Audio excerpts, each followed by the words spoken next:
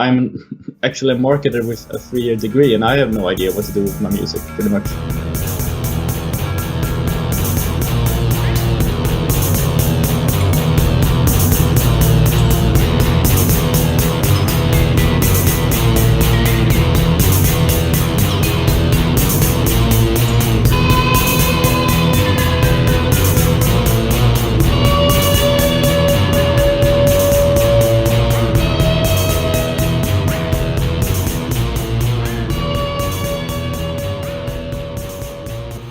Hi, I'm Vlad Bresnix. Welcome back to the BresnixCast, episode number 58.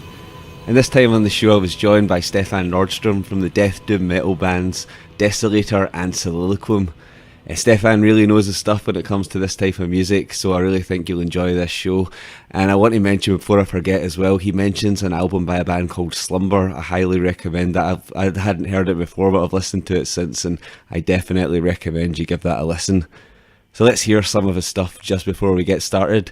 So this is Desolator, and from the Spawn of Misanthropy album, this is Illusions of Grandeur.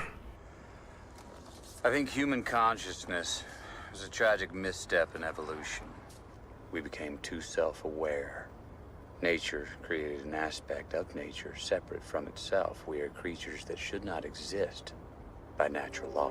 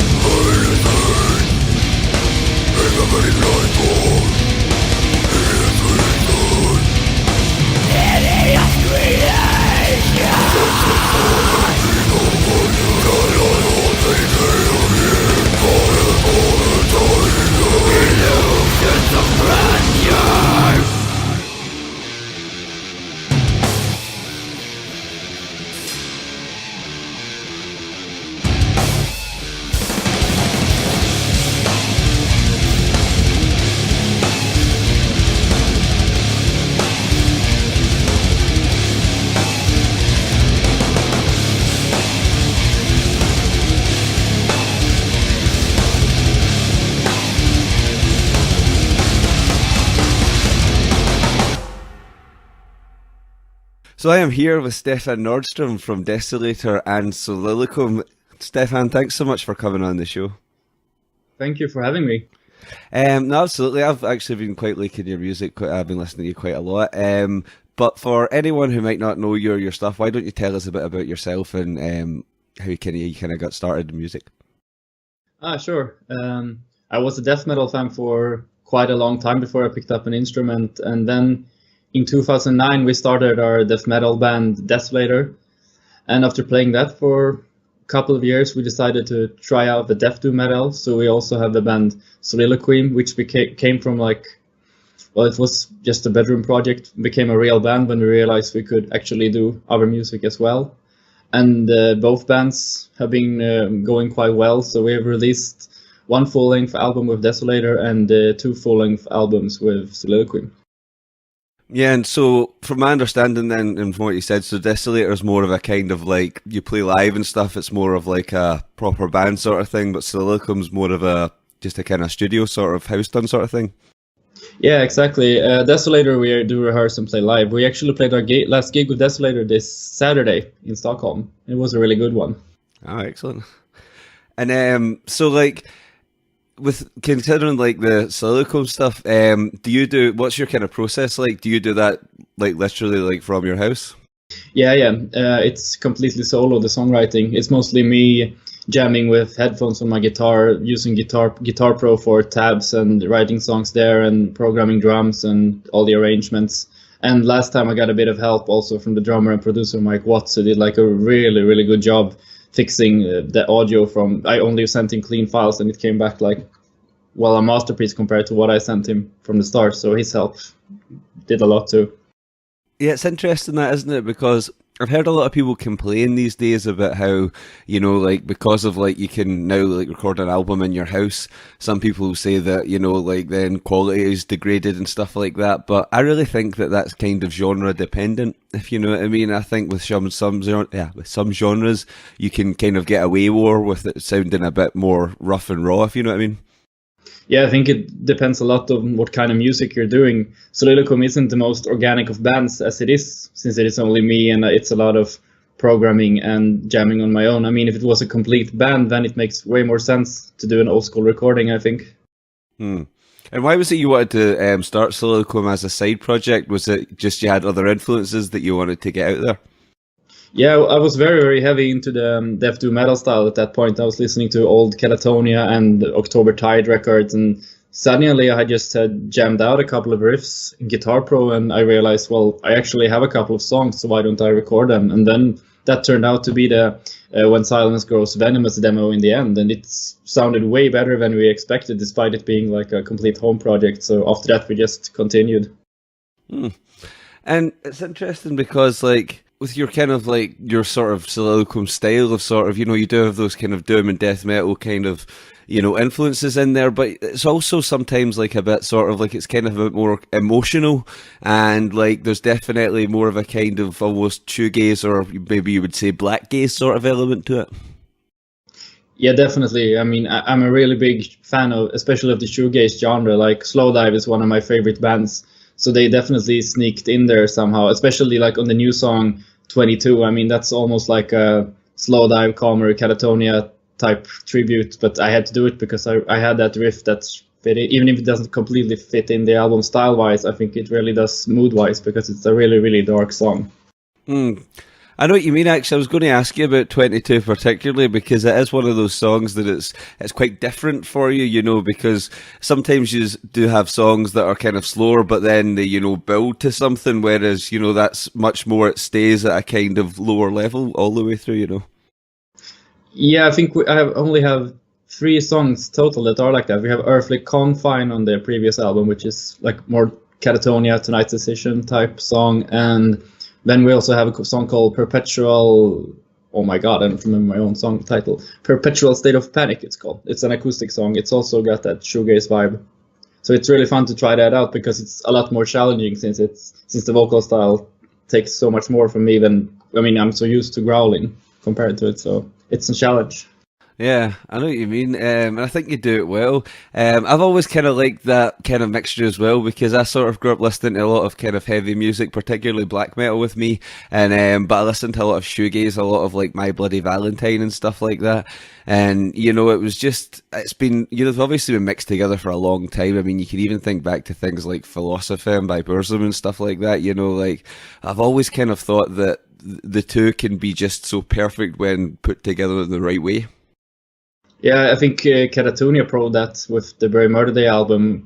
I mean, that has those gazy 4/4 chords that linger on forever, and it fits perfect with the metal soundscape and Mikael Åkerfeldt's growls on top and everything. So I think the whole Death Doom genre has some shoegaze in there, whether you want to like actively use it or not. It's a part of the whole beat and the mood somehow. Yeah, I think that's a good way to put it. So we've kind of touched on this. So your latest album is Contemplations. So tell us more about that. Well, that's the second full-length album, and we released both albums on a label called Transcending Records from the US. And well, I don't know what's specific to say about the album. I mean, it's a follow-up to the last album, and well, honestly, I don't know what to say. It's a dark death doom metal type album with some shoegaze and black gaze in the edges. Yeah, I think your sound has come on a bit. Like, I think you can hear a kind of progression. There is obviously some similarities, but like, even like stuff with like 22 and stuff like that. I mean, in the future, are you planning on taking it kind of even maybe in more of a sort of shoegaze direction? Yeah, I think it will happen. I mean, I don't really decide if I want to go heavy or light. It kind of comes by itself, and the new stuff I've been writing has been in both directions as well. I think it's even more extreme in some songs and even lighter in some songs. I think what I don't want to do is get stuck to say, now I'm not going to shed on one of my favorite bands now, but Amorphis have been releasing basically the same album like 6 times in a row, and I'm not really into doing that. I really want to push myself in some direction, even if it's both. Yeah, I know what you mean about that, because there is a lot of bands. I mean, I think the best bands and a lot of the bands that have like gone on for the longest are ones that have been able to change and adapt and, like not make the same album over and over again. Because I mean, I hate that with some bands that I started out liking them and then it's just the same thing. You could just predict what the next album's going to be, Yeah, it becomes more about almost workmanship than the art somehow, and it's a bit boring. Yeah, absolutely. And I read somewhere that you do digital marketing, so I was going to ask you about like, what do you think of like the modern music industry and like how is it, like how difficult is it to kind of make a living at music like these days with the internet and stuff? Oh, it's very hard if you're an independent musician. I mean, it's all about pretty much contacts and getting label contacts, and actually the marketing in metal is very similar to commercial marketing now because of the social media landscape, which becomes pretty weird since it's generally a very underground art form.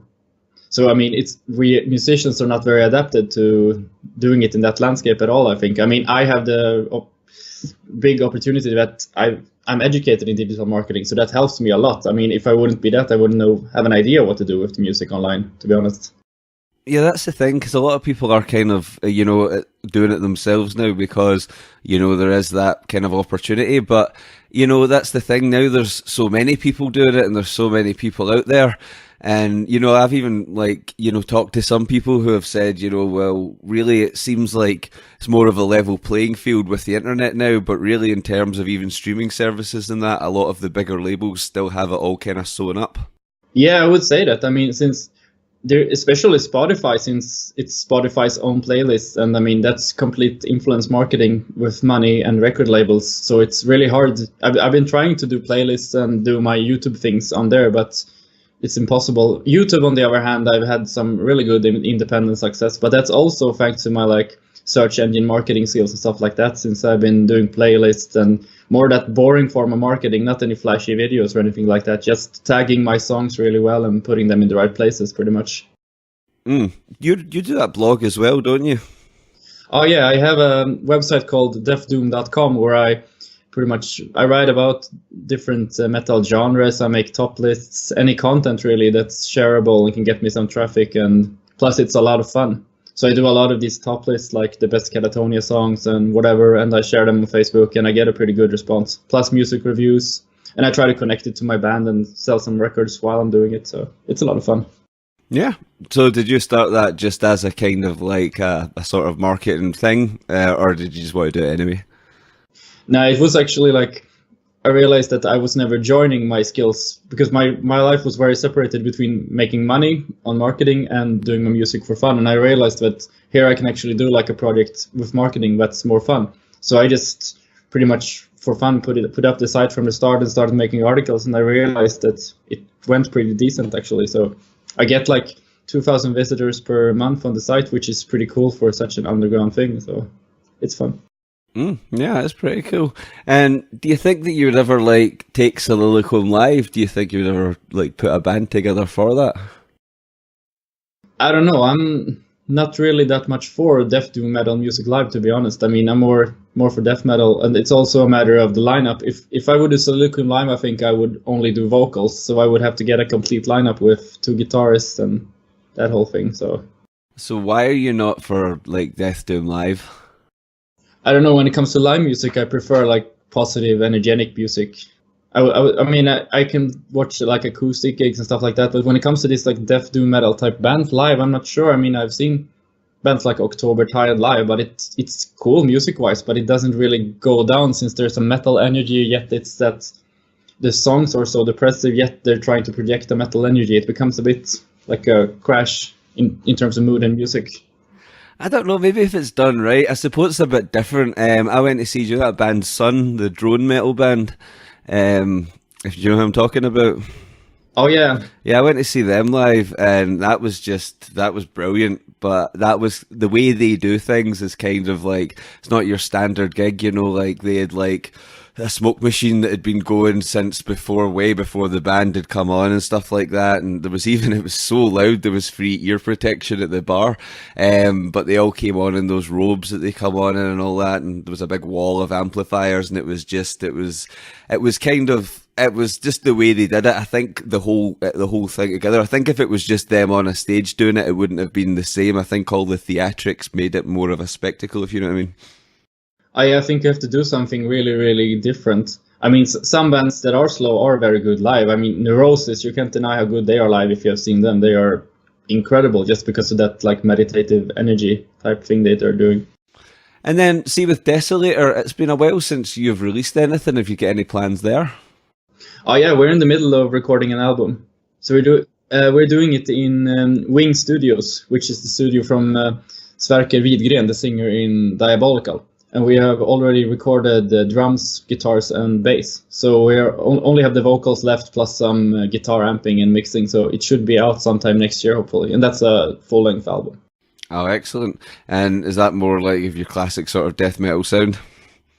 Yeah, it's a continuation of the Spawn of Misanthropy sound. We're going for that old school American death metal sound, pretty like monolithic, evil, not necessarily as fast as our old material. It's more just supposed to be big and mighty. I've been listening a lot to Immolation, and I think they have really influenced the way I play. Excellent. And do you think you'll be touring then? I hope so. I mean, we actually this week we've been sending out a lot of emails to festivals, but it's a pretty tough thing since we don't have a promoter. I think we need to get like a proper promoter if we were supposed to get gigs out in Europe. Because are you releasing this album independently as well? No, we're on Black Lion Records now, which is a pretty cool record label. They had some pretty successful artists lately with Hyperion, a black metal band from Sweden, and a couple more. So it's really good to be on there. They're really good with their promotion, so I'm hoping it will really help. And we're also re-releasing the EP Spawn of Misanthropy through them now in December, which is really good because we self-released that EP and it didn't really get out as much as we hoped. So it's really good to get like another try at it. Yeah, that is really cool. Well, we'll look forward to that. Is Soliloquium signed to a record label, or is that just independent? No, we're on a US label called Transcending Records, and it's a really good record label actually because it's more of a passion record label focused on doom metal. So there's a lot of good bands, and the guy who runs this is a big Soliloquium fan. So it's really good to have someone who really likes your music running the label. Excellent. So do you still think these days it's better to be on a label? Yeah, it's. I mean, first and foremost, one thing that is really annoying about being independent is that you have to send out all your merch yourself, which we used to do with Desolator, which got quite annoying after a while. So that's a good thing, that you can actually get the record labels to send out CDs and T-shirts. Plus, you have the, of course, the promotion part, which we had record labels before that didn't promote us very much. But with the new Soliloquium and Desolator labels, we have gotten a really good promotion, especially for the Soliloquium Contemplations album. Mike at Transcending did a really good job. We got like tons of articles and interviews, and it's really made a difference, way different from last time we released an album. That's interesting. It's just because I talked to a lot of people about this, and everyone seems to have a kind of different opinion these days, because of like how the music industry sort of changed and all that. And I think the music industry is kind of still in the process of changing. I don't really think we know what it's going to be like even in 10 years. I've even had people suggest to me that like Spotify and iTunes could become record labels in their own right, and then start, putting out their own bands and stuff like that. And I suppose it's a possibility, Yeah, since it's a question of like where the power will wind up, and I agree with you. It's like completely impossible to know. Honestly, it's hard to know even now what to go for, because it's so unclear what actually works when you're marketing music. I mean, I'm actually a marketer with a 3-year degree, and I have no idea what to do with my music, pretty much. So it's hard out there. Oh yeah, that's the thing. And I think as well, the problem, like I kind of alluded to earlier, is that now, because of how easy it is, I mean, it is great that it's so easy to make an album, like, in your house, but then the problem is that, like, there's so much music out there, especially someone like, for example, me, that looks specifically for underground bands. I'll never ever run out of people to interview, because there's just so much music out there. And I think that's now the problem. People sort of trying to get themselves heard, because it's just, there's so much noise out there nowadays. Yeah, it's for good and bad. I mean, you get a lot more bands, but it's also very hard to find the good ones now, because every genre is packed with bands. And that also makes it harder for ambitious bands to get on festivals and stuff like that, because they are dropping like hundreds of mails to every festival. And I mean, it's not like they have time to listen to every band that applies to play either. So I know, that's the thing. It's a kind of blessing and a curse, I suppose. But like, I mean, like I said, I've been talking to a lot of people about this, and it's still one of those things where I don't think we're going to exactly know, but it'll be interesting to see what happens. Like I'm very, very interested. I've heard a lot of crazy predictions, but I'm not going to make any predictions because I really don't have a clue either. You know what I mean? No, that's exactly how I feel. I mean, whatever I would come up with, it would sound stupid and probably be incorrect. So it's better to just wait and see what happens. I mean, the thing is, though, I still have kind of some hope for, like, like the fact that vinyl made a comeback, that's something that, gave me a bit of hope, and other things as well. I mean, I still listen to, like, Spotify or iTunes or stuff like that, but if I like a band, then, I might hear them on one of these streaming services, but then I'll, like, go and see them live, or I'll buy a vinyl or something like that. So, I do think there's still, like, it's not all kind of terrible, do you know what I mean?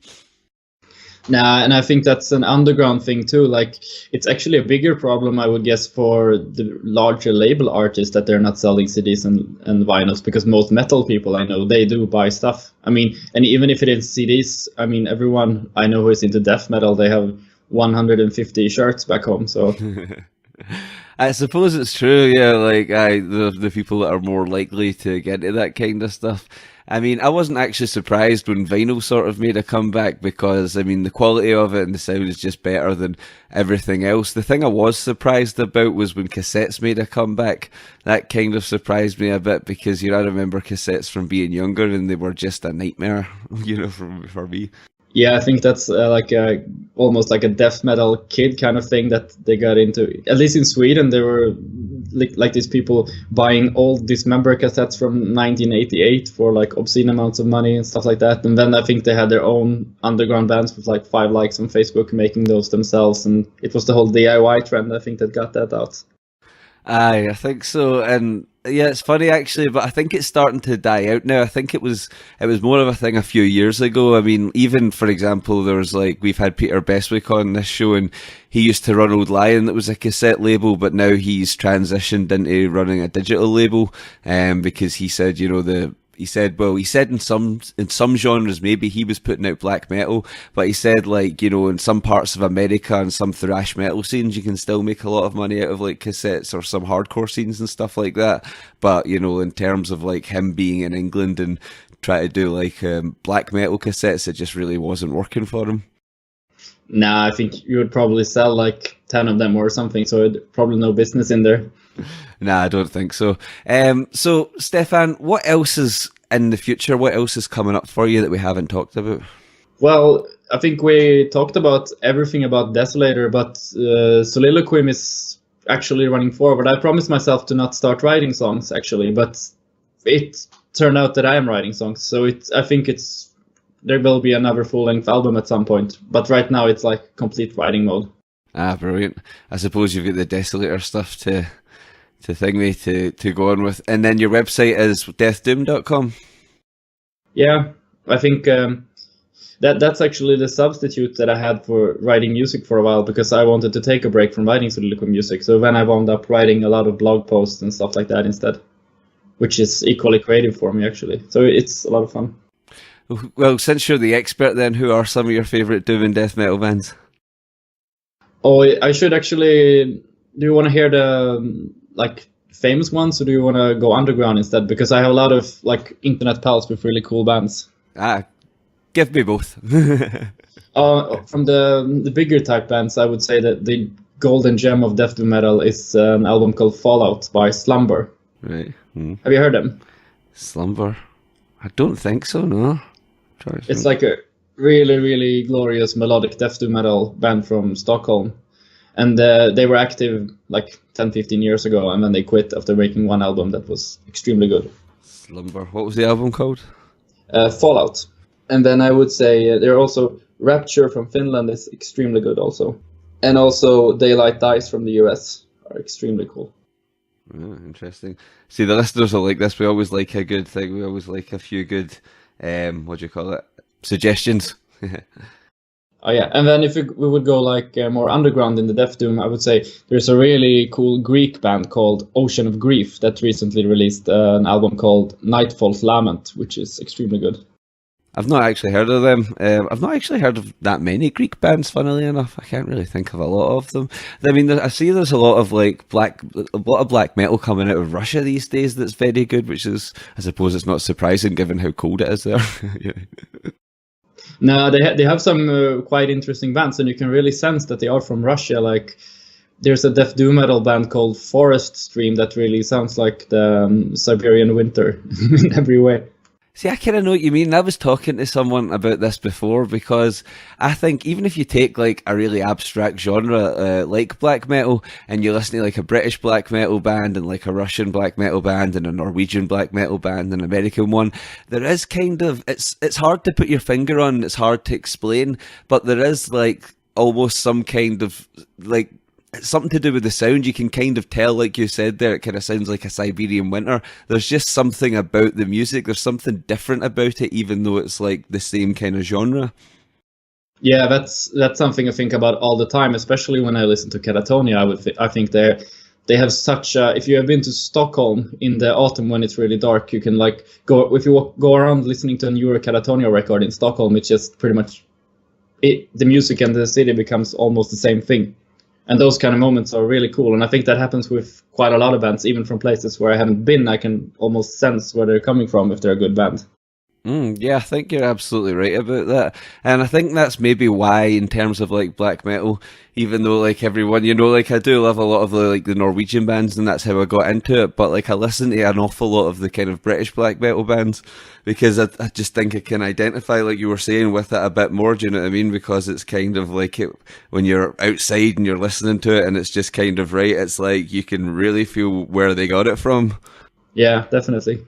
Yeah, I think that is one of the better things about music. So, Stefan, we're starting to come towards the end of the show. Is there anything else we should talk about that we haven't mentioned?